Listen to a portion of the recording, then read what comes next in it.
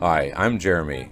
Come with me today as I walk through how I'm going to make all of our HVAC work together and fit in a very tight space.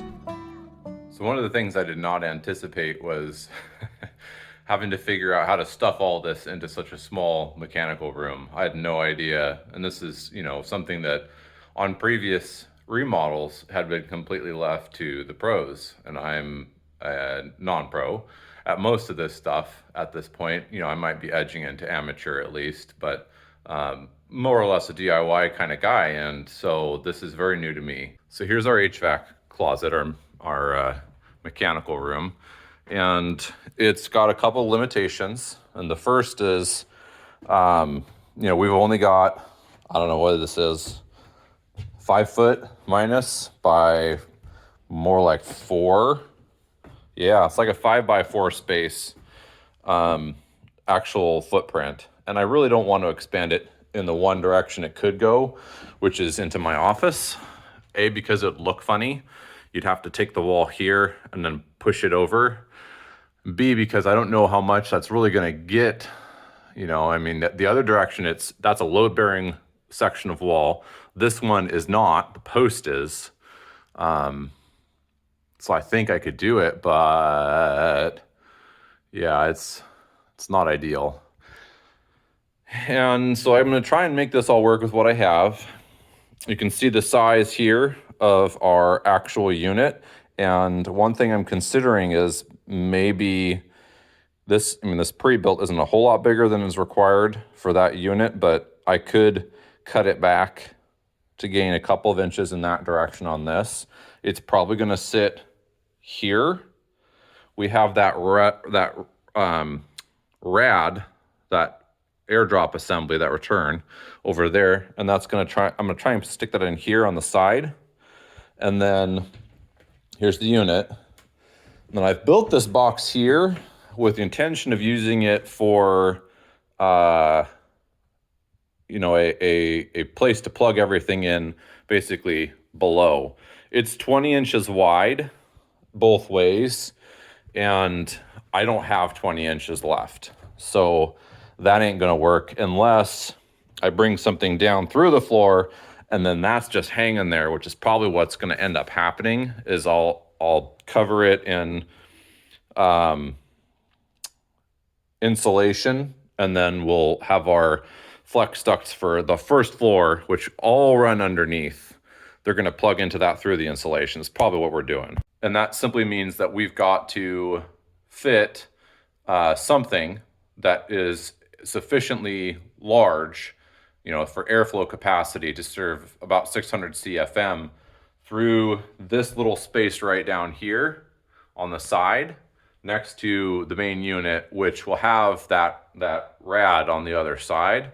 So, there's complications here, and there's a couple of things I could have done that you might consider that would have alleviated some of it, but I'll tell you why I'm not doing them, and kind of walk you through some of the choices you might make. So remember, I was just talking about returns, right? And mixing air and all that jazz. So we are a somewhat mild northern climate, and so heating is more of our thing than cooling. Our summers may be moving the other direction, but right now that's true. And so one of the options I could have had is, wherever this is going, instead of that beast, I could have simply pulled through the floor and, ran a single return somewhere, or 2 returns, maybe over there in the hall and over there at the end of the living room, something like that. I don't know. And then just pulled all the return air off the main floor. A lot of older homes have one return, maybe again in the hall or someplace like that. And I could have done that. I could have done that, and that would mean that I could save some of this floor space. I could push this over and almost certainly have to cut through one of the joists, but that's not, blocking out for that is not a huge deal. It can be done, and I think the plans actually technically do specify that to be blocked off, cut one of the joists here. And that would mean I'd have more room on this side.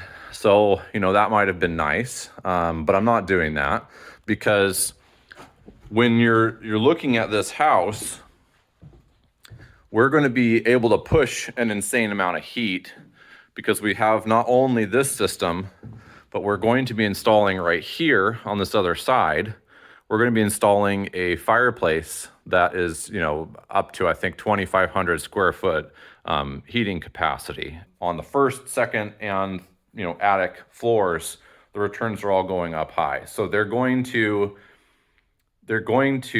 help pull cold air up and suck hot air out and recirculate and mix it. And, maybe in another climate, you'd want to have the opposite. But I think here, that's what I'm going to go with. Another reason I don't want to cut that base is because this rad connection is huge. I mean, we're talking about a 25-inch wide, and the base itself is like 21, 30 something. So there's only one orientation where this connects at that size.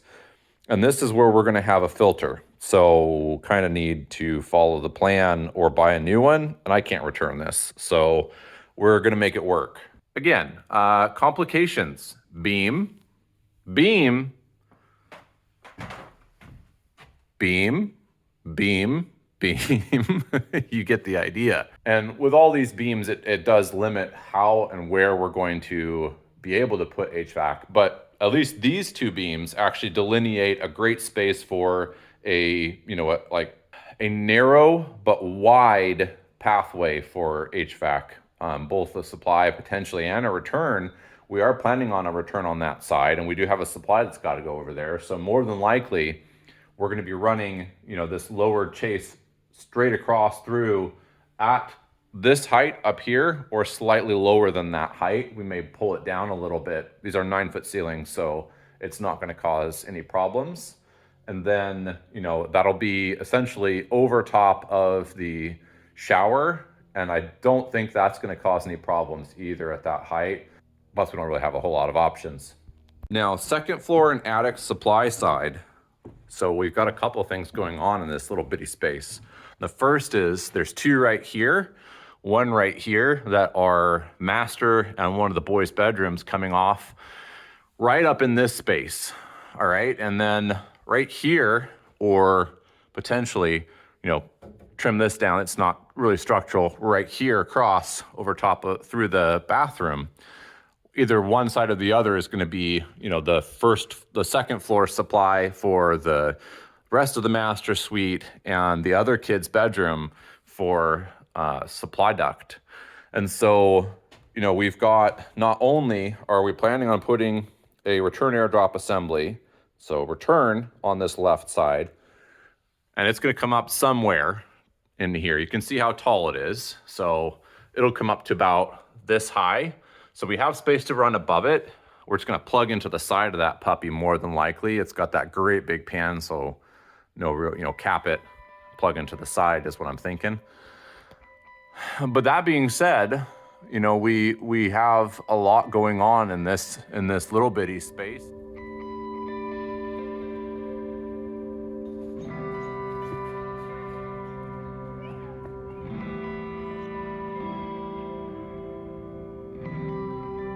Trying to figure this out. After some deep consideration, I think what we've decided to do in order to fit everything into this space here from one side to the other, some of the sizes, you can't stack them as it is. That's like 14 inches, and it's a 16 by that I need in order to make that work in a metal. It'd be more room needed for sure if I put that in flex duct. So what we're going to end up doing is we're going to run a 2x4 essentially over from that side across to here, a couple of inches down. And then this whole wall here and these two little sections of wall I'm going to buzz them and I'm going to drop them down. And then essentially you'll take a flat 2x4 and run it across. And that's going to be our assembly and how we're going to fit everything in.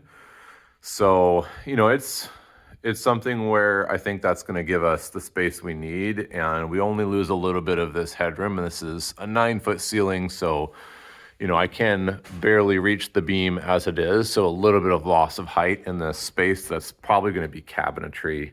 You've got your counter and then this is where the TV is going to go. So planfully speaking, I don't see another good way to do it. And this is a non-structural wall. Those joists run over to this beam, and so they're on this beam, and then that is a cross support. There's another load-bearing condition specifically right there, and I think over here. And so that's holding them up on that side. And there's no reason for me to have that wall from a structural standpoint. And so we're just gonna make that change.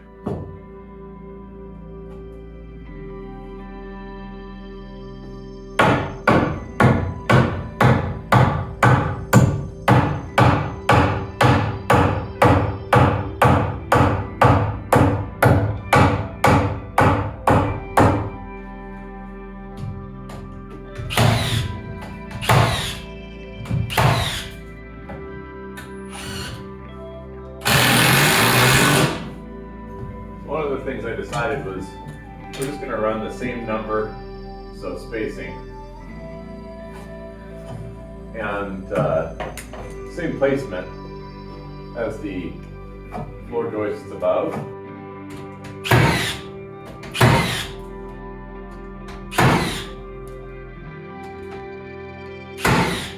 So with this going flat onto this space, I'm really just looking at warp, not crown.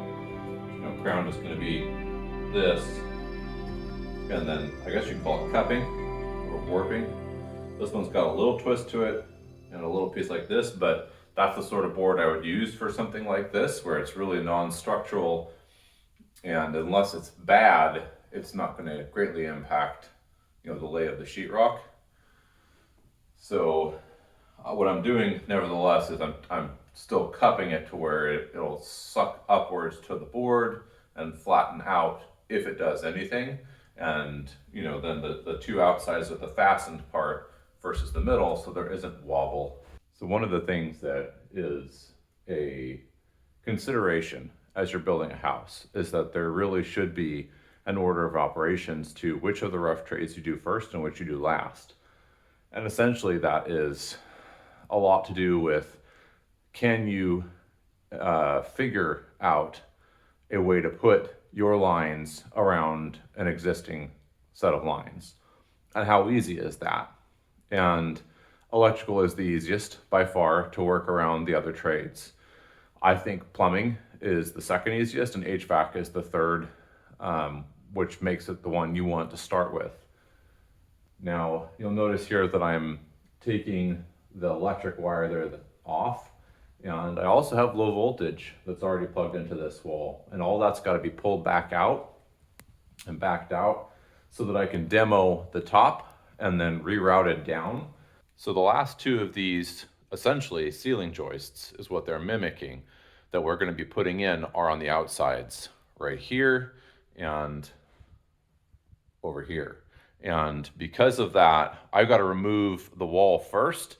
But one of the nice things this does is it tells me how high I got to cut all of these boards in order for this to work. I just take 3 inches off of that,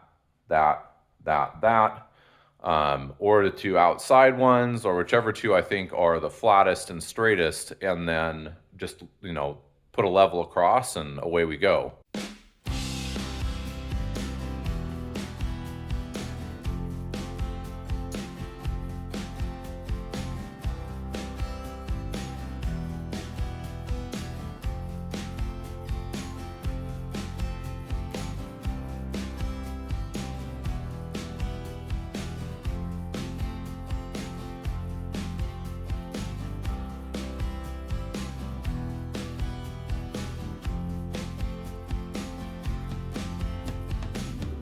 We've destabilized this whole section of wall now, and there's nothing holding these in place really. This one has kind of got a friend at least, but the others are just the nails are on the bottom. And I'm not gonna cut these out until I've stabilized this section. Used for zip tape number 43. Fixing overly expensive kids' boots when they crack. Back to the fireplace for a minute. We love a good wood stove.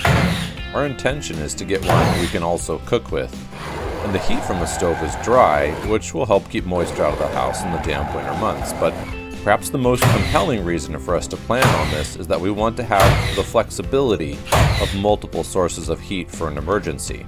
We live in a forest, and we are cutting down more trees to make room for pasture, so our supply of wood will last us quite some time just off our own property. Plus, you know, there's neighbors nearby who have trees and big branches that fall on that upper road. It's a long private drive, you know, and neighbors over here who've been clearing trees. But firewood really makes sense for us, and there's no reason for us not to take advantage of that. So I'm not worried too much about heating. And for that reason, I am wanting to have all of the returns up high. We are back in business. So now I have that whole piece up there, and all I gotta do is remove the outside wings back in here that go up above, and then reattach that in on each side, this side as well at the bathroom. And we're gonna do this side first, because what I wanna try and do is install up into the cavity above where we're gonna have the return on the second floor, which is kind of up in here someplace. I'm not 100% sure which one of those floor joists we're running through. I think it's this one. But regardless, the return is gonna go up through there, and that one's gonna be the top on this side, and then we're gonna have a second that's gonna run through and pop out right over there. And I think the supply is gonna run on the other side of this post here. I gotta take out that section of the top post there on this side to fit the 16. And then over here, it's a 14 by, so that one's gonna fit in there just fine. And it's gonna come on this other side here, all the way back, and be accompanied by a little bitty vent line for this bathroom. What we're currently thinking right now is that this is gonna be a 4-foot shower. We'll have a little termination box, have some just shelving on the side, maybe make it into cabinets, and then down here someplace, or up here. I don't know that I really care. I might just make it up there, but then it's inviting the moist air backwards into the supply. I don't know, we'll probably put it down here. And then that way we'll have it coming out, and your toesies will be warm when you're sitting on the toilet. Also means I can replace this guy right here. This guy needs to go, and I'll have to patch that in. Unfortunately, that's a real gnarly spot to have to patch, but I can do it. And the reason that I don't want that there is that I didn't like it there to begin with. I was trying to keep it off of the way of this cabinet, and I should have just routed it through the cabinet, but it was going to be a little bit difficult with that guy. And then, and this goes way back. So this is, I mean, when we were still building the crawl space, essentially, we had an inspector who had come out for one of the earlier stages, and I'd asked him, when do I call next inspection and what does it involve? And he said, well, it's your underfloor, it's your plumbing, your HVAC, your, you know, everything pretty much except for electrical. And we need to see that before you can put the floor on. And so we said, okay. And I had done all of the flex duct underneath the house. And, you know, then when we got them to come out to do it, they said, why'd you do this? And I said, you told me to do this. And they said, oh, well, that guy must have been mistaken, or you misheard. You probably just misheard. And I said, no, I didn't. And so then sure enough, as you know, before we got the roof on this place, it rained. And, you know, and I had all these vents covered as best I could, but that one was sufficiently sealed that nothing got into the vent line below. This one, enough water got into that line that it soaked the insulation that is, you know, wrapped around these flex ducts. And because it soaked it, it was super heavy. And so it just ripped it in like 3 places on down the line. And it only runs about 15 feet. So that's got to be replaced. And in between these spaces here, I'll probably put just a little chunk of 2x material just to make it easier to round that corner out. when we make the transition with drywall. Well, this guy here has some pre-attached pieces going on, collars on the top, and I couldn't get it, I couldn't get it to fit in on top of this tray. So I had to remove that board, and that board is half attached, and yeah, a little planning around that would have been smarter. Something to think about.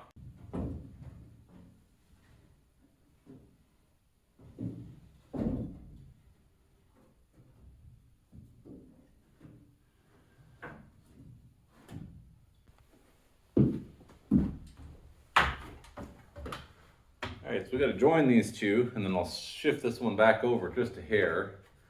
And you notice I've got some, from that last shot probably, that I've got some missing boards to hang this one on to. And that's just so that I can get it up into position. I learned my lesson over here.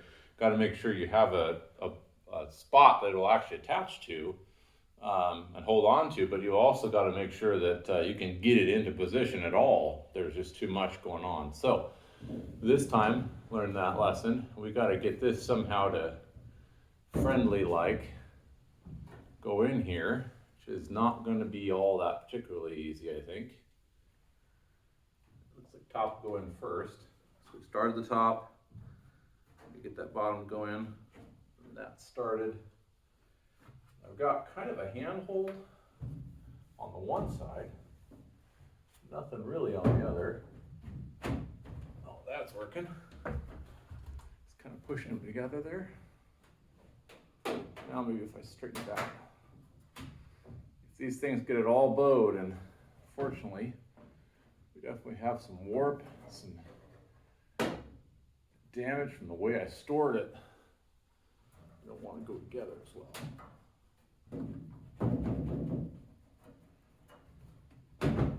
There we go, look at that.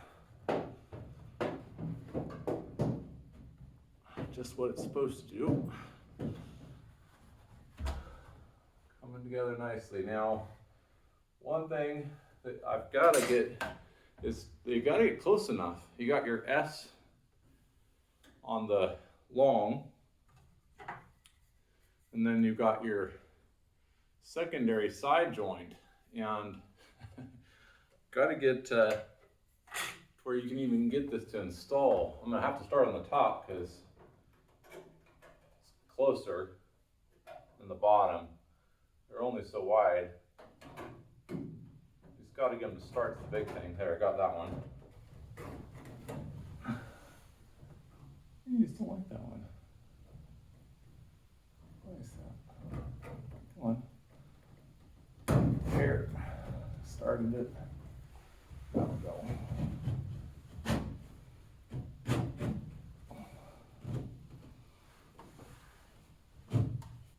It's just a matter of positioning it now so where I can get at those collars that are above. I haven't introduced you to this fellow yet.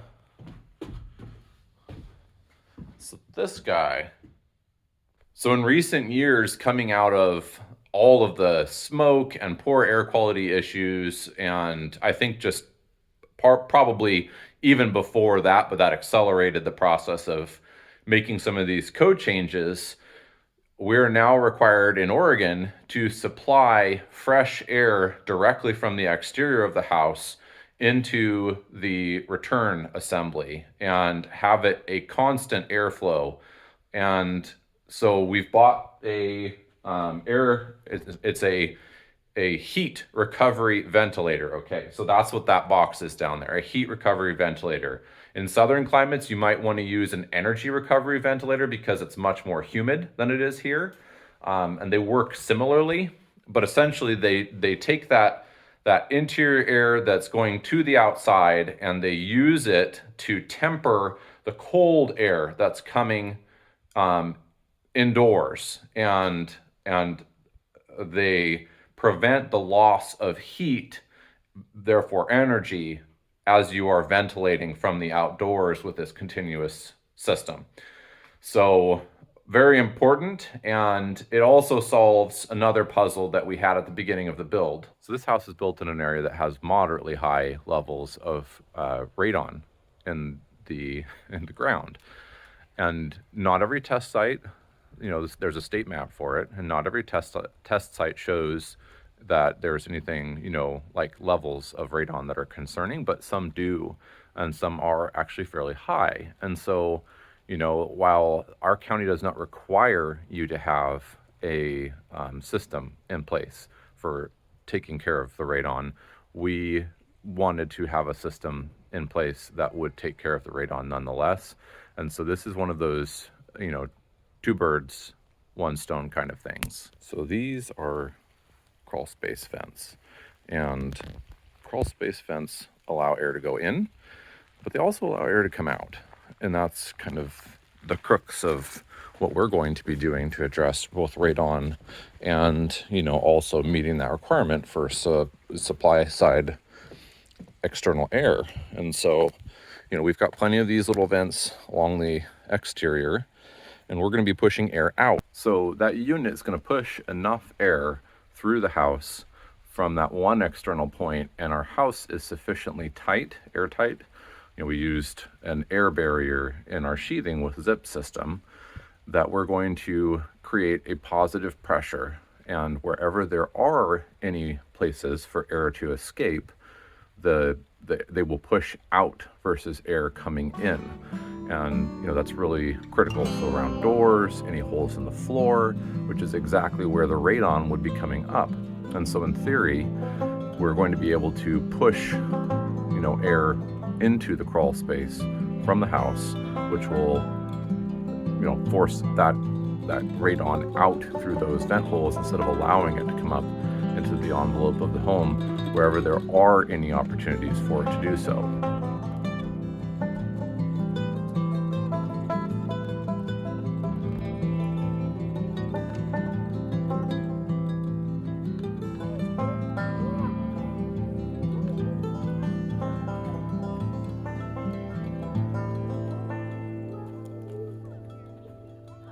Thanks for watching. I hope you have a great day, and we'll see you next time.